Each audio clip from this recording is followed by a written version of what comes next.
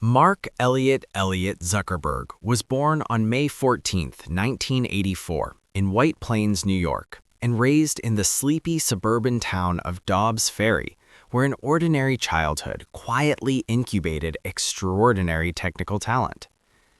In a house where his father maintained a dental practice on the ground floor, a young Mark watched, listened, and learned, not just about drills and appointments, but about the language of computers. Edward Zuckerberg's weekend hobby of tinkering with Altair Basic and early microcomputers became the catalyst for a boy whose curiosity would not be satisfied by toys and television. He wanted to understand the machine itself. At 11, Mark did more than tinker. He invented.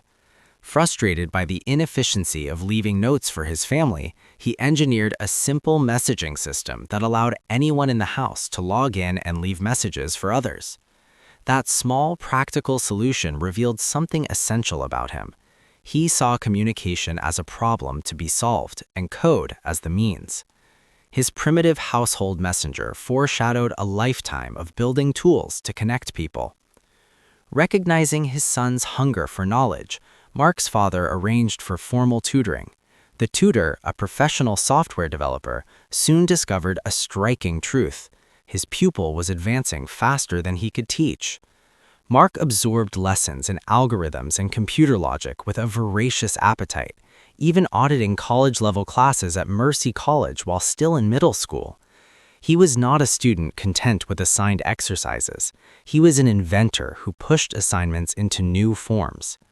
In high school, at Phillips Exeter Academy, Mark's technical interests sought alongside unexpected passions, fencing and classic literature. He was not a caricature of a programmer locked to a screen. He was wide-ranging, curious, and competitive. During those years, he continued building projects. One notable product was a music player called Synapse, which applied machine learning to analyze listeners' patterns and recommend music based on genre, artist, or mood. Synapse was sophisticated enough to attract offers from established companies. Microsoft and AOL both expressed interest in the software and in recruiting him, but Mark declined the price-tagged compromises and released his work for free. This decision revealed a pattern that would define his later life. He prioritized control of vision and product over immediate financial gain. In 2002, Mark enrolled at Harvard University with a declared focus on computer science and an unexpected minor in psychology, a pairing that would prove crucial. Computer science gave him the tools. Psychology helped him understand how people behave online. At Harvard, his projects began to ripple beyond his dorm. He built a course selection tool that helped students find classmates with similar schedules. He created simple social experiments that captivated campus attention. One of these, FaceMash, allowed users to compare photos of peers and vote on attractiveness. Though conceived as irreverent fun, FaceMash sparked controversy. It used images without permission, overloaded campus networks with traffic, and drew the ire of university administrators. The site was shut down, and Mark faced disciplinary scrutiny, but it also exposed a truth he would heed.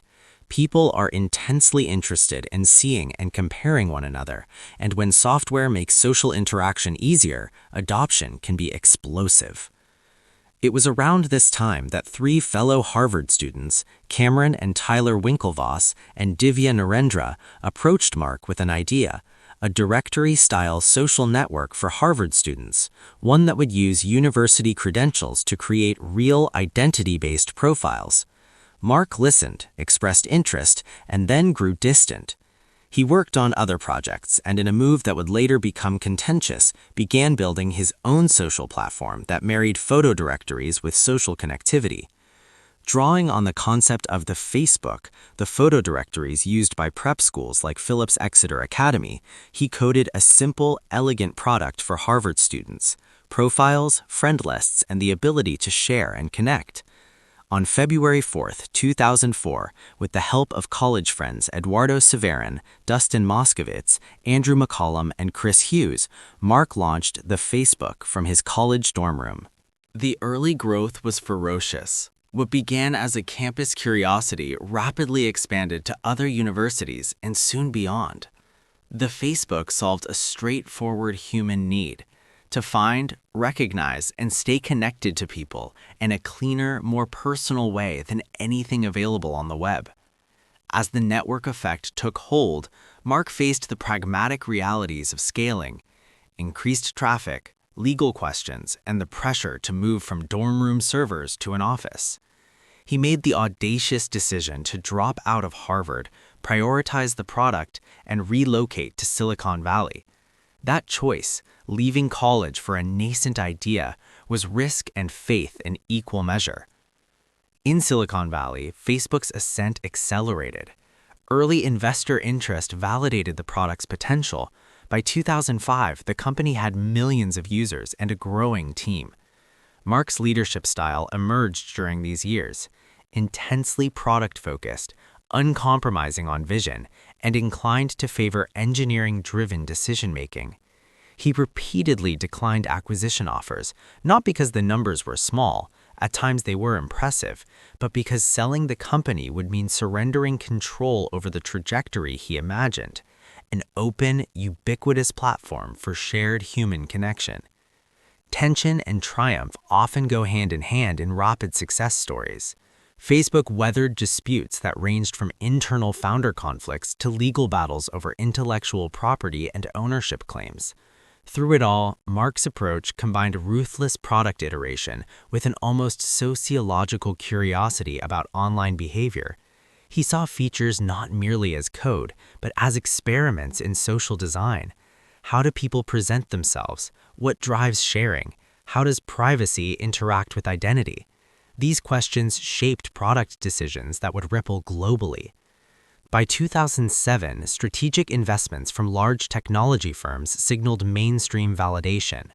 Microsoft purchased a minority stake, valuing Facebook at multi-billions and demonstrating that the platform was not merely a social phenomenon, but a fundamental new channel for communication, news sharing, and advertising.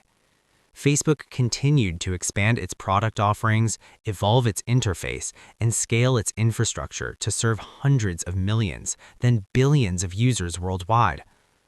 Mark's story is not only one of technical ingenuity, but also of how temperament shapes leadership. He consistently placed product vision above short-term reward, preferring to preserve control and continue iterating on his ideas. He combined an engineer's pragmatism with a founder's willingness to make unpopular choices. That blend produced a company that transformed how people organize events, maintain friendships, consume media, and mobilize movements, for better and for worse. Over time, the company's influence spread into other arenas: advertising economics, mobile ecosystems, global politics, and debates over privacy and platform governance. Each area forced Mark and his teams to confront complex trade-offs between openness and safety, innovation and responsibility. Those tensions would become defining challenges for a platform that had started as a college directory. Today, Mark Zuckerberg stands as one of the most consequential entrepreneurs of his generation, a builder who harnessed early curiosity, a willingness to learn and to outpace his teachers, and a stubborn focus on mission over immediate profit. His trajectory from a neighborhood house with a dentist's office downstairs to the control room of a global communications platform is a study in how a combination of technical skill, psychological insight, risk tolerance, and relentless product focus can reshape the social fabric. The tools he built altered not just how we connect, but how we find information, form communities, and ultimately imagine the possibilities of digital life. Closing music swells. Narrator. This is the story of a young coder who turned a childhood impulse to send a note from one room to another into a network that connects billions. A reminder that small problem-solving impulses, pursued relentlessly and without compromise, can change the world. Don't forget to like and subscribe.